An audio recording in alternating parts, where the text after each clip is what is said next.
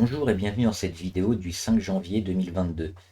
Bonne année à tous. Et avant de commencer, je rappelle que les informations et analyses sont données à titre indicatif et ne peuvent pas être considérées comme un conseil en investissement. L'investissement en bourse est risqué et vous êtes responsable de tous les investissements que vous faites.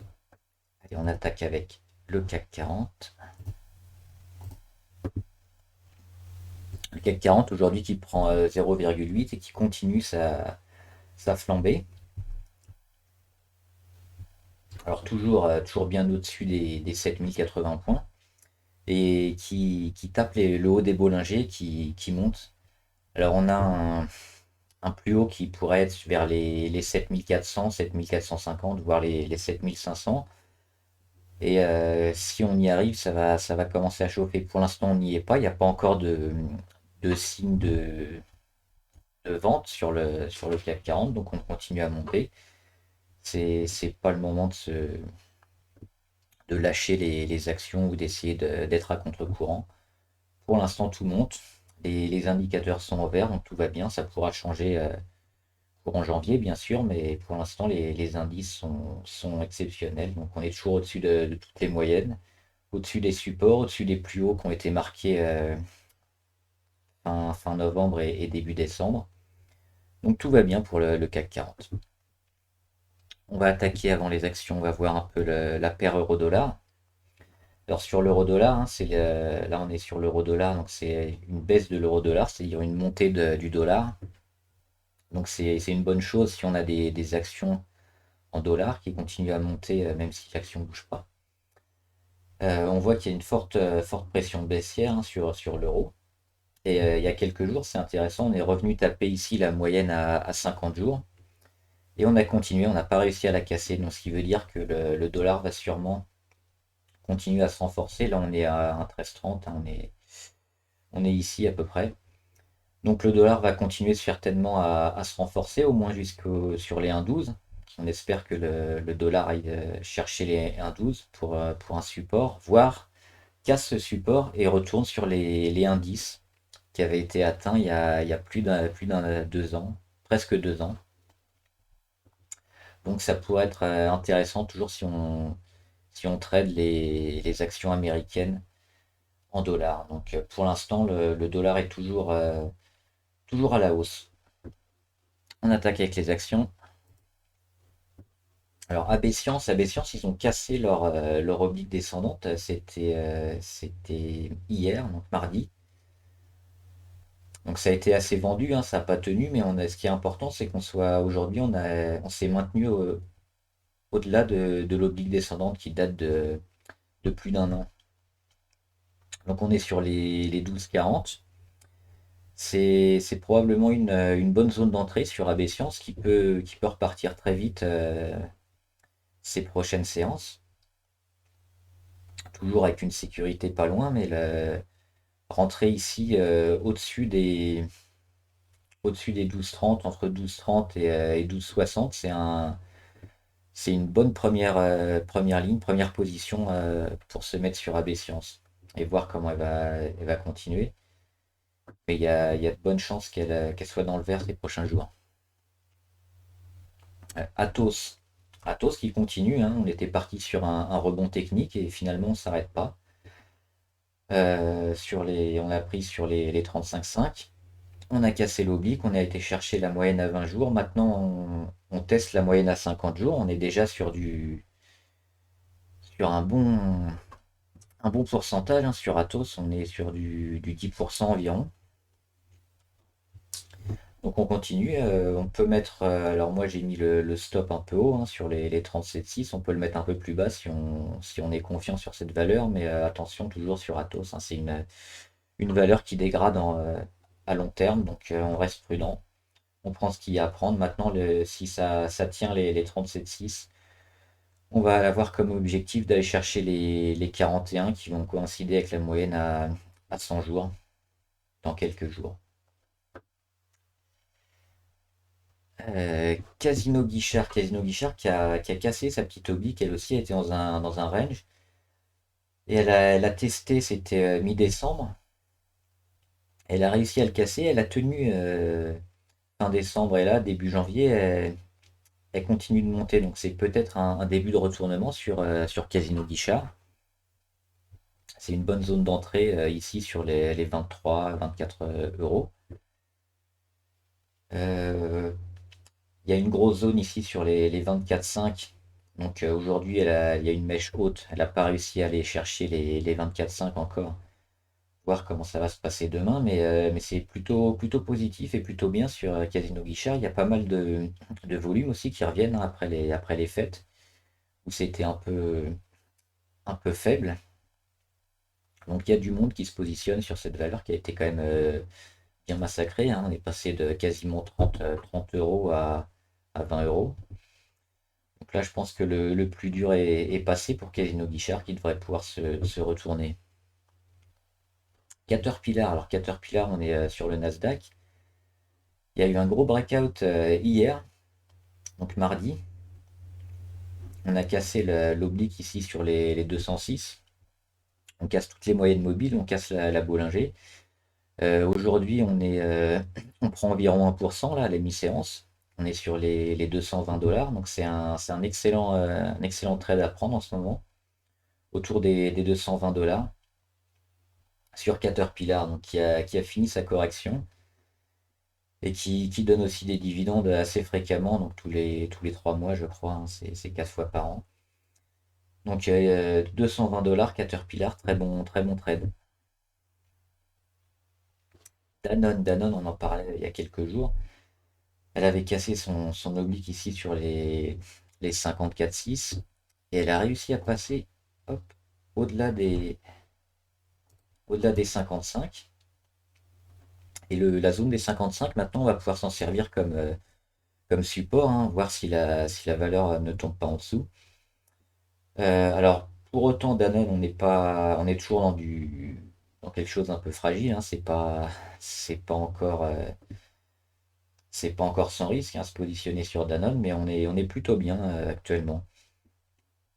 Donc il y a la grosse zone des 58 qu'il va falloir passer pour vraiment confirmer et mettre. Hop, on va le mettre ici, sur les 58,10, 58,20 qu'il faudra passer pour vraiment être très positif sur Danone, mais dès maintenant, pourquoi pas, avec toujours la sécurité à 55. Dassault Aviation, c'est pareil, on en avait parlé quand elle accumulait. Ici, c'était autour du réveillon, je crois, autour du 20, 24 ou 27 qu'on en avait parlé. Donc elle avait cassé son oblique ici le 23. Et après, il y avait un petit phénomène d'accumulation et de résistance sur sa moyenne à 200 jours autour des 95 euros. Donc toute cette zone-là, c'était une zone excellente, hein, pour se mettre en position et acheter, éventuellement accumuler Dassault Aviation. Bon, sans surprise, elle a cassé. C'était lundi, donc la première séance de l'année, et là, elle continue. L'objectif, il est là. Le premier objectif, il est sur les 105. On a déjà fait une belle poussée sur Dassault Aviation si on avait pris ici autour des 95. Alors Evergreen qui a fait deux belles poussées, hein, hier et aujourd'hui. Alors c'est une action qui était un peu à gruyère, hein, il y a quelques temps, c'était l'année dernière. Et après sa poussée de cet été, on a enfin vu des graphes un peu mieux. Alors on a toujours des mèches un peu hautes et qui arrivent toujours au même endroit, donc ça c'est pas super, mais l'action attire de plus en plus de monde, hein, on le voit ici sur les volumes. Donc ça commence à devenir intéressant à trader, pourquoi pas maintenant, puisqu'on a dépassé ici les 3,30. Pas mal de monde dessus. On peut pourquoi pas et reviser une zone à court terme sur les 4,40. Donc oui, ça se tente, hein. Toujours vérifier les volumes si ça se maintient en cette fin de semaine. La Française des Jeux. Alors la Française des Jeux, on est toujours dans du rebond technique. On a buté un peu sur ces 39 euros. On vient de les dépasser juste aujourd'hui. C'est une valeur qui est quand même en train de se retourner, mais on n'est pas à l'abri qu'elle rechute, hein, quand elle va rattaquer les 40, 41. Donc pour l'instant, c'est un peu anticipé de se mettre sur la Française des Jeux. Ça ne veut pas dire qu'elle va monter, qu'elle va tout casser, hein, c'est toujours possible. Mais moi, tant qu'elle est sous les 41,50, je vais un petit peu attendre pour la Française des Jeux. Ou voir qu'elle casse cette oblique ici sur les 42, qui sera sur les 41 fin janvier. On va laisser quand même la valeur travailler et on y reviendra un peu plus tard pour plus de sécurité. Global Bioénergie, c'est pareil, hein, c'est un peu comme toutes les actions, ça a un peu monté et cassé les supports et les obliques qui servaient de résistance. Donc là, c'était pareil lundi. Lundi, on a eu une grosse poussée sur toutes les actions. Global Bioénergie, elle a donc testé son oblique descendante et elle l'a tenue, hein, mardi et mercredi, donc aujourd'hui. On est pas mal sur Global Bioénergie. Donc si on veut se positionner maintenant, c'est... hop, je vais virer ça. Sur les 5,30, 5,40, c'est pas mal. Donc on va peut-être aller rechercher, prendre appui, hein, sur cet oblique. Après, après la belle poussée, on peut retester les 5,10, les 5,08. Ce ne sera pas inquiétant. Donc tant qu'on passe pas sous l'oblique rouge ici. Donc, mais si on revient sur les 5,30, 5,20, 5,15, il y a pas de souci et après on repart. Donc si c'est ce scénario qui se passe, très bien pour Global Bioénergie. On ira chercher après un retournement et les 5,90. Hermès. Alors Hermès, ils se sont très bien comportés sur leur moyenne. Ici, on voit qu'ils ont rebondi. Donc une première fois où ils avaient bien descendu, hein, ils étaient descendus sous les 1450. Et après, ils ont continué de monter avec leur moyenne à 50 jours. Donc on est bien aussi au niveau de la MACD, on est redescendu. On va pouvoir retrouver un peu de positif. Donc le prendre maintenant, pourquoi pas. Mais on a toujours une grosse zone ici sur les 1350 et avant les 1470 qui peuvent servir de support si la valeur dégringole encore. Donc là, on n'est pas encore tout à fait remis sur Hermès. C'est pas le meilleur point d'entrée à prendre aujourd'hui. Donc la correction, on ne sait pas si elle va avoir lieu sur Hermès. Donc on peut très bien dégringoler. C'est fin janvier normalement. Si on tape les plus hauts au niveau du CAC, on va probablement corriger. Donc Hermès fera partie du lot. Mais si on ne corrige pas, évidemment, maintenant on est bon à prendre sur Hermès. Donc ça peut être très bien être pris sur les 1550 et puis casser les 1700 courant janvier et puis pas s'arrêter. Donc aujourd'hui sur Hermès, il n'y a pas vraiment de signaux forts. Donc on n'a pas de point d'entrée qui serait idéal sur les 1350 ou les 1400 si ça dégringole. Ou de zone qui est un peu tampon. Donc pour l'instant, plutôt en attente sur Hermès. Le grand, il n'y a rien à dire. LVMH, par contre, c'est un peu mieux, hein, c'est le luxe aussi. Mais on voit qu'LVMH, après avoir cassé son oblique, c'était le 27, elle a été testée ses plus hauts, elle les a dépassés. Donc LVMH, ils sont plus moteurs au niveau du luxe. Donc s'il y a une valeur à prendre sur le luxe, moi je conseillerais plutôt de se placer sur LVMH, qui est un peu plus intéressante à prendre. Donc même maintenant, hein, c'est sur les 750, c'est toujours bon. On va voir un peu le Nasdaq, donc l'ETF qu'on avait conseillé ici sur les 875. Là, le Nasdaq, il corrige un peu, hein, depuis quelques jours, on va le voir ici. On est ici là sur la zone, la moyenne à 50 jours sur les 16 140. Mais on est quand même largement positif, hein. On a cassé l'oblique, on est au-dessus de toutes les moyennes mobiles. Là, on a une toute petite correction, mais on n'est pas trop inquiet sur le Nasdaq. Hop, on va reprendre le TF. Il est là. Donc on va suivre un petit peu l'oblique et probablement repartir dans les jours à venir. McPhee, McPhee, il n'y a pas grand-chose à dire, hein. Après la belle poussée du 22 décembre et des jours d'après, des séances d'après, on est toujours un peu dans un no man's land. Donc là, les Bollinger vont commencer à se rapprocher. Donc ça va être plus intéressant ces prochains jours. Rien à dire sur McPhee. Meta Platform, par contre, là c'est intéressant parce on a cassé une belle oblique ici à 340. Donc il y a eu un breakout et là on rend un petit peu, revient tester l'oblique, mais Meta Platform, hein, c'est Facebook. C'est toujours très intéressant de se placer maintenant sur les 330. Alors aujourd'hui on est à 331, on perd un peu plus d'1%. Mais c'est une valeur intéressante à prendre dans ces eaux-là. Navia toujours en embuscade, hein, juste pardon, sous leur oblique. On arrive bientôt à la fin de la figure. Normalement, ça devrait se décider pour fin janvier. Nous, on la suit depuis un moment. On est dessus depuis novembre, hein, sur Navia. Toujours positif, intéressant à prendre sur les 2,10. Et puis le vrai déclencheur sur Navia, ça va être les 2,20, 2,21. Pouvoir finir une séance au-delà des 2,20, 2,21. Nvidia, il y a aussi pas grand-chose à dire. Rio Automotive, donc c'est la pépite qu'on avait présentée. Hop, c'était ici pour Noël, hein. On l'avait présenté le 23 ou le 24. Donc prix sur les 4,95.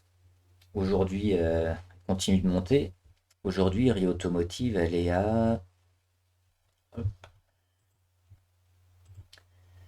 elle est environ à 7,20. Donc elle est ici. On est quasiment à 50% de prix en 1, 2, 3, 4, en même pas 10 séances. Donc c'était vraiment intéressant à prendre. J'espère que beaucoup m'ont suivi, hein, là-dessus parce que c'était des gros gains en très peu de séances. Donc pour l'instant, toujours pas de signaux de vente sur e-automotive. Donc si vous êtes toujours en position, on reste. On peut mettre un petit stop sur autour des 5,40, 5,50. Sinon, alors attention, elle est toujours assez volatile, hein. Donc faudrait pas qu'il y ait une mèche basse qui vienne toucher. Mais sinon, il n'y a aucune raison de sortir de Rio Automotive. Tant qu'il n'y a pas de gros signaux de vente pour l'instant, on est parti pour aller très haut. Renault. Alors Renault, je l'avais présenté comme un possible short. Donc ça a été vite avorté, hein. C'était, je crois, autour du 30 ou du 31 décembre. Euh, donc ce qu'on espérait, c'est qu'elle continue de suivre cette oblique et qu'elle la casse. Donc comme elle est remontée dès le lendemain, on est sorti dès le lendemain. Et on n'a pas perdu grand-chose, hein, sur Renault, qui les jours d'après a cartonné. Et aujourd'hui, on les voit à 34. 34, ça coïncide avec leur oblique, hein, de mars et novembre. Donc ça va peut-être un peu taper dessus demain et après-demain. En tout cas, juste pour revenir au short, hein, on avait un rachat qui s'était fait juste après sur les 30,5 à peu près. Donc toute petite perte sur Renault. Faut pas essayer de s'acharner dessus. Quand le marché nous donne tort, faut sortir rapidement. Revolve, pareil, on est toujours dans du rebond technique. Il y a une mèche basse intéressante pour le titre. Donc tant qu'on ne passe pas ici sous les 53 ou un peu en dessous, en fin de séance, Revolve, on peut toujours espérer aller taquiner les 62-65. Snowflake, alors Snowflake c'est le cloud normalement. Euh, Snowflake qui a bien corrigé, hein. On était sur les 405 dollars. mi-novembre. Et aujourd'hui, on corrige. Et là, on continue. On est sur les. Alors aujourd'hui, hop, Snowflake, ils sont à 305. C'est-à-dire qu'ils sont sur leur support ici, qui avait été déjà marqué le 1er décembre, qui est testé encore hier et aujourd'hui. Donc c'est probablement une bonne zone d'entrée sur Snowflake. Alors toujours en anticipation, parce qu'on va avoir cette oblique à casser. Mais se placer dès aujourd'hui sur Snowflake à 305 $, c'est probablement une bonne idée. Parce qu'on va les rattaquer après les prochains jours. On a la moyenne à 200 jours qui est pas loin, qui est à 286 et qui monte. Donc on est assez positif sur Snowflake, même si on est en phase de correction. On cherche les prix assez bas et en anticipation, 305, c'est plutôt une bonne zone d'entrée. Donc ça se prend. Société Générale, bah, les bancaires qui font la fête. On continue comme le CAC, hein, c'est exactement le même graphique. On casse l'oblique, on retrouve les plus hauts, on casse les plus hauts et là on monte, on est au-dessus des Bollinger, il n'y a plus de limite. Donc faut rester, faut attendre que la valeur perde un peu en volatilité et commence à marquer des séances un peu toutes les mêmes avec peu d'écart pour se dire que ça va peut-être s'arrêter. Pour l'instant, c'est pas le cas. Donc on est très bien. On l'avait prise ici sur cassure entre les 29 et les 30. Moi, je l'avais pris sur les 29,6 un peu tard. On peut se servir du support à 30,83 comme support, hein, si on l'a pris récemment. C'est probablement un stop qu'on va monter, hein, ces prochaines séances. Euh, Elle a fait une petite mèche haute aujourd'hui, donc il faudra voir sur les prochains jours si ça veut dire que la fête est finie ou pas sur Société Générale. Mais on est quand même bien positif, hein, on est largement au-dessus de toutes les moyennes, on s'en est bien éloigné. Donc pour du court terme, attention. Mais si on est long terme dessus, on peut garder le 30,83 en support. TF1. TF1 qui a un peu dégradé aujourd'hui, mais qui a bien marché ces derniers jours quand même, hein. TF1, on la suit depuis hop, hop, hop, fin novembre, normalement. Et on est bien haussier. Donc toutes les moyennes se sont remises à la hausse. Et on met des plus bas de plus en plus haut, hein. On le voit, c'est cette oblique-là qui est intéressante. Donc avec les mèches basses qui avaient été marquées le 26 et le 30 novembre, c'était un vrai signal d'achat ici, un signal d'accumulation sur la correction qui avait été pris le 7 décembre. Et toute cette zone-là, c'était excellente pour acheter TF1. Donc quand on voit des configurations comme ça va probablement casser et casser par le haut. Donc c'est ce qui avait été fait le 20 décembre. Et maintenant on continue de monter. Donc on s'est mis dans un range maintenant qu'on a pu tracer avec le chandelier d'hier. Donc on est dans un canal haussier maintenant sur TF1. Et on peut se servir de support là pour l'instant pour la montée. Sinon si on veut un support fixe, on a cette zone ici sur la moyenne à 50 jours et qui a bien été testée autour des 8,69 qui peut nous servir d'alerte si on veut quitter la position. Mais on va probablement la monter aussi ces prochains jours. Donc on est plutôt positif aussi sur TF1 qui est toujours un bon trade, hein, si on l'a pris ici en novembre. The Blockchain Group. Alors The Blockchain Group qui a enfin cassé son oblique. Pareil, on la suit depuis même avant novembre, hein, t'es sûr, on l'a surveillé en octobre. Donc grosse phase baissière pendant hop, on est où là? Pendant quasiment un an. On est venu essayer de la tester, de passer au-dessus novembre, ça n'a pas fonctionné. Et là, on réussit enfin. On avait réussi à maintenir la valeur au-dessus de la moyenne à 200 jours, mais on était sous l'oblique. Cette fois, on fait les deux. On maintient la valeur au-dessus de l'oblique et au-dessus de la moyenne à 200 jours. Donc, on est très positif sur The Blockchain Group.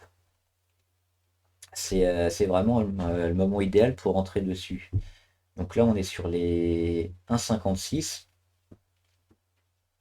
C'est une valeur qui a de grandes chances d'aller chercher les 2 et plus courant janvier, voire février. Donc The Blockchain Group, c'est vraiment un trade à prendre en ce moment. Valourec. Alors Valourec qui continue, hein, continue sa petite progression en escalier. On l'avait prise ici sur la cassure entre les 7 et les 7,60. Et elle a confirmé, donc on peut virer les anciens supports, hein, compte tenu. Celui-là, il est peut-être un peu haut. On peut mettre un support ici sur les 8,50, 8,52.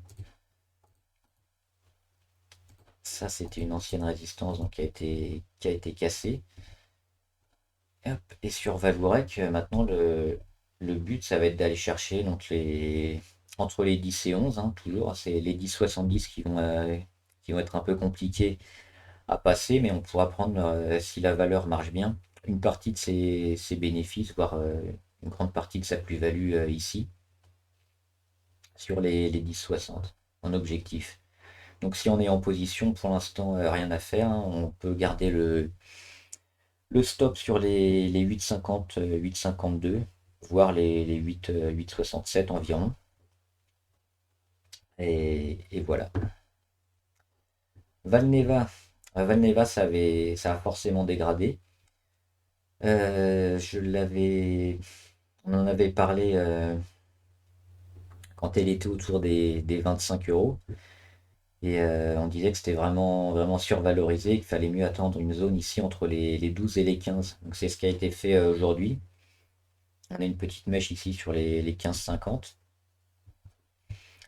La chute est peut-être pas terminée pour Valneva, donc faut peut-être pas rentrer dès maintenant, on verra demain. Aujourd'hui on prend 2%, mais en allant bien chercher quand même la moyenne à 200 jours qui était sur les 15-20. Donc ceux qui l'ont pris, pourquoi pas, hein, ça peut remonter, mais oui, dans les zones des 25, c'était beaucoup trop cher. Donc maintenant, entre les 15 et 18, ça se tente pour Valneva. Attention quand même qu'il n'y ait pas une nouvelle correction et qu'on continue pas à dégrader. Parce que là, on part de loin en très peu de temps, hein. Donc le support des 15 va être intéressant à voir ces prochains jours. Si on reste au-dessus et qu'on se maintient sur les 18-20, on pourra re-rentrer sur la valeur. Sinon, si on revient tester on se vient sous les 18 et qu'on revient tester les 15, ça voudra dire qu'on ira probablement chercher les 12. Vinci. Alors Vinci s'est bien comporté aussi. Euh, C'était là, on en avait parlé sur la cassure sur les 80, 89, 90 euros. Et pareil, hein, quand on a ce genre de configuration, là c'est intéressant. Et on le revoit, on le retrouve un peu partout. Quand on casse l'oblique et qu'on a toutes les moyennes mobiles ici qui sont rassemblées et qui peuvent être cassées d'un coup en un pourcentage assez faible. C'est ce qui a été fait ici sur le chandelier du 27, hein. On est monté seulement de 1,48% ou 1,6. Et on a cassé quasiment toutes les moyennes mobiles, sauf celle à 20 jours. Donc ce genre de configuration, c'est excellent pour des valeurs qui vont monter.